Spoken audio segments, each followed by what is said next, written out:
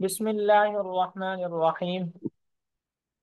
کل کا سبق ہمارا یہاں پر ختم ہوا تھا کہ استعمال کرنے میں اصل یہ ہے کہ ضمیر متصل کو استعمال کیا جائے، لیکن جب ضمیر متصل کا استعمال ممکن نہ ہو تو پھر مجبوراً ضمیر منفصل کا استعمال بھی ہوتا ہے۔ وَاعْلَمْ أَنَّ لَهُمْ ضَمِيرًا غَائِبًا يَقَعُ قَبْلَ جُمْلَةٍ تُفَسِّرُهُ وَيُسَمَّى ضمير الشان في المذكر وضمير القصة في المؤنث، نحو قل هو الله أحد وإنها زينب قائمة. ويدخل بين المبتدأ والخبر صيغة مرفوع منفصل مطابق للمبتدأ إذا كان الخبر معرفة أو أفعل من كذا، ويسمى فصلا لأنه يفصل بين الخبر والصفة، نحو زيد هو القائم وكان زيد هو أفضل من عمرو، وقال تعالى كنت أنت الرقيب عليهم. وَاعْلَمْ، یہاں سے مصنف رحمۃ اللہ علیہ ضمیر کی اور دو قسموں کو بیان فرما رہے ہیں۔ ایک کا نام ہے ضمیر شان اور ایک کا نام ہے ضمیر قصہ۔ مصنف رحمۃ اللہ علیہ فرماتے ہیں کہ غائب کی ضمیر کو ذکر کیا جاتا ہے اور اس کے بعد ایک جملہ ہوتا ہے، اس کے بعد ایک کیا ہوتا ہے؟ جملہ، اور وہ جملہ اس ضمیر کی تفسیر بیان کرتا ہے۔ وہ جملہ اس ضمیر کی کیا کرتا ہے؟ تفسیر بیان کرتا ہے۔ اب ایسی ضمیر جو جملے سے پہلے آ جائے اور جملہ اس کی تفسیر اور وضاحت کرے، اگر وہ ضمیر مذکر میں ہو تو اس کو ضمیر شان کہا جاتا ہے، اور اگر وہ ضمیر مؤنث میں ہو تو اس کو ضمیر قصہ کہا جاتا ہے۔ جیسے قل هو اللہ احد وانها زینب قائمۃ۔ اب یہاں پر ہوا ضمیر ہے اور ہا ضمیر ہے۔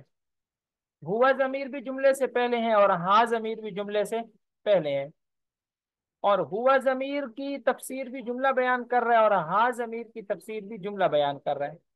جب آپ نے کہا کہ کہہ دیجئے وہ، اب وہ کو تفسیر کی ضرورت ہے کہ وہ سے کیا مراد ہے، تو جملے سے آپ نے تفسیر کر دی کہ وہ یعنی اللہ ایک ہے۔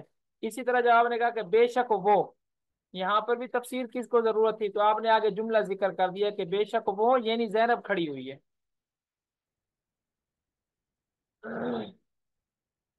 اب مذکر کے اندر اس ضمیر کو کہیں گے ضمیر شان، جیسے قل هو اللہ احد میں ہوا ضمیر ضمیر شان ہے، اور مؤنث کے اندر اس ضمیر کو کہیں گے ضمیر قصہ، جیسے انہا زینب قائمۃ میں اس کو کیا کہیں گے؟ ضمیر قصہ۔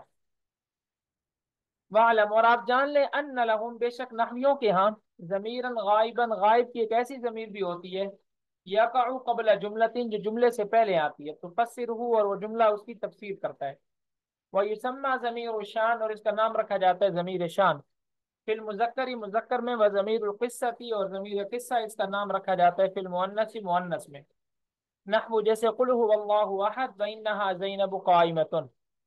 وَيَدْخُلُ بَيْنَ الْمُبْتَدَإِ وَالْخَبْرِ، یہاں سے مصنف رحمۃ اللہ علیہ بیان فرماتے ہیں کہ اسی طرح بسا اوقات مبتدا اور خبر کے درمیان ضمیر مرفوع منفصل استعمال کی جاتی ہے، اور وہ ضمیر مرفوع منفصل مبتدا کے مطابق ہوگی۔ مبتدا مذکر ہوگا تو ضمیر بھی مذکر، مبتدا مؤنث ہوگا تو ضمیر بھی مؤنث، تثنیہ جمع میں بھی وہ مبتدا کے تابع ہوگی، مطابق ہوگی۔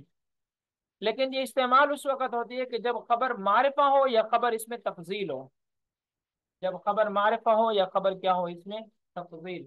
مثال اس کی کہ خبر معرفہ ہو، جیسے زید هو القائم، اب زید مبتدا ہے، ہوا ضمیر بطور فاصلے کے آئی ہے، اور یہ مبتدا کے مطابق ہے زید کے، اور آگے خبر جو ہے یہ معرفہ ہے، زید هو القائم۔ مثال اس کی کہ ضمیر کے بعد اس میں تفضیل کا صیغہ ہو، جیسے وکان زید هو افضل من عمرو۔ اسی طرح کنت انت الرقیب علیہم، یہاں پر بھی دیکھیں انت ضمیر استعمال ہوئی ہے اور اس کے بعد الرقیبہ، الرقیبہ یہ معرفہ آ رہا ہے، کیونکہ اس سے پہلے مبتدا ہے نا، کنت میں تا ضمیر، جو کہ فعل ناقص کے لیے اسم بنے گا۔ فعل ناقص کا اسم حقیقت میں مبتدا ہی ہوتا ہے نا۔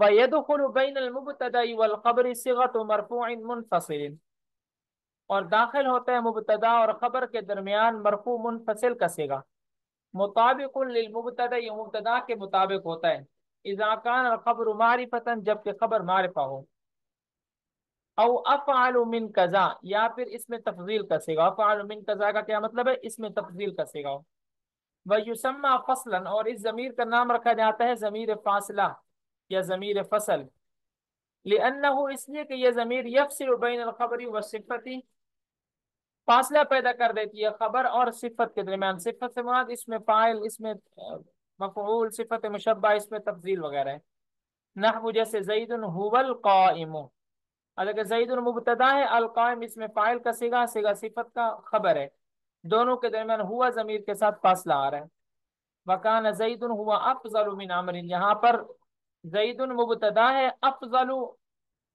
اس میں تفضیل، صفت کا صیغہ خبر ہے، درمیان میں ہوا کے ذریعے فاصلہ لایا گیا، وقال اللہ تعالی، اللہ تعالی نے فرمایا، کنت انت الرقیب علیہم، کہ آپ ان لوگوں پر نگہبان ہیں۔ اب اس مثال میں بھی دیکھیں، الرقیب صفت مشبہ کا صیغہ ہے، صفت مشبہ کے صیغہ خبر بن رہا ہے، کنتا فعل ناقص کے لیے، اور فعل ناقص کے اندر تا زبر تا، یہ اس کا اسم ہے، تو ان دونوں کے درمیان فاصلے کے لیے انت ضمیر کو لے کر آ گئے۔